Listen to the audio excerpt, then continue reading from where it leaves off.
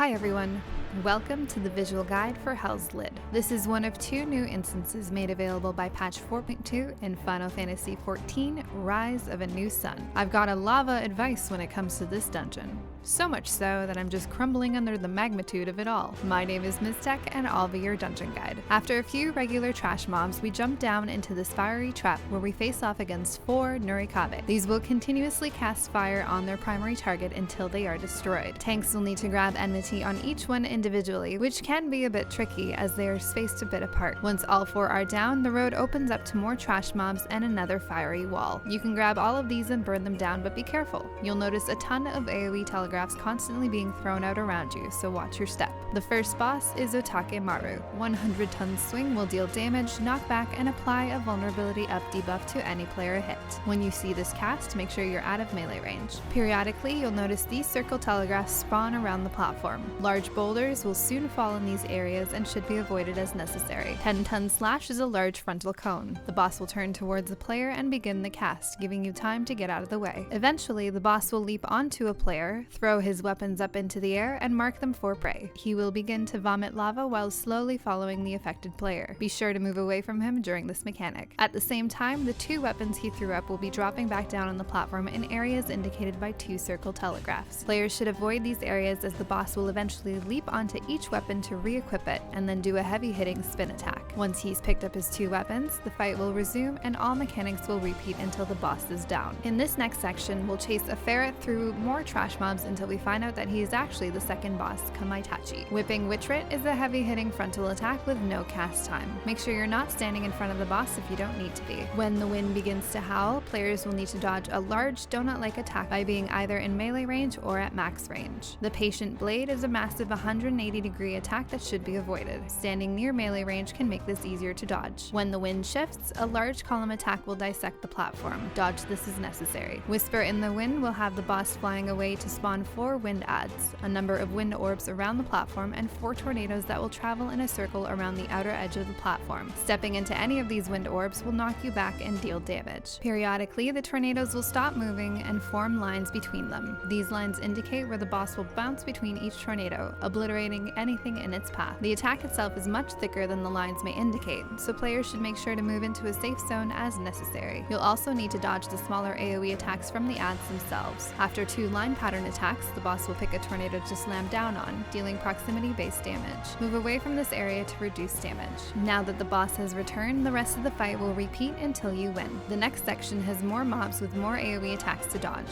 Make sure you take extra care with these snake adds as they have a very nasty cleave. These 2 mini-bosses are fairly straightforward as long as you watch out for and react to each AoE attack. The last boss is Jambu, better known as Turtle Yoda. He'll periodically hit the tank fairly hard, so be ready with those cooldowns and heals. Hell of Water will create a cross AoE attack that should be avoided. Hell of Waste will target players with this large circle AoE. The affected players should move away from others to avoid overlapping damage. When he casts Sinister Tide, you'll notice each tile of the platform will form a glowing arrow on it and a small blue orb will begin to flash on one of the tiles. This orb will then move in the direction indicated by the tiles until it hits the outer edge and disappears. Players will have to quickly determine the path of this orb to avoid taking excess damage and stacking vulnerability up debuffs on themselves. These mechanics will continue for a while until Jambu moves to the center and forms a shield around him, knocking all players back with Hell of Waves. The outer tiles of the platform will also periodically glow, and these should be avoided as necessary. Players will need to destroy the shield before the boss reaches 100 on his focus gauge, or you will wipe. At this point, the encounter will continue with increased difficulty and overlap of these mechanics. The principles remain the same though. If you have any questions or comments, please let me know. Up next, we'll hop into the Fractal Continuum Hard. As always, thanks for watching. Till next time.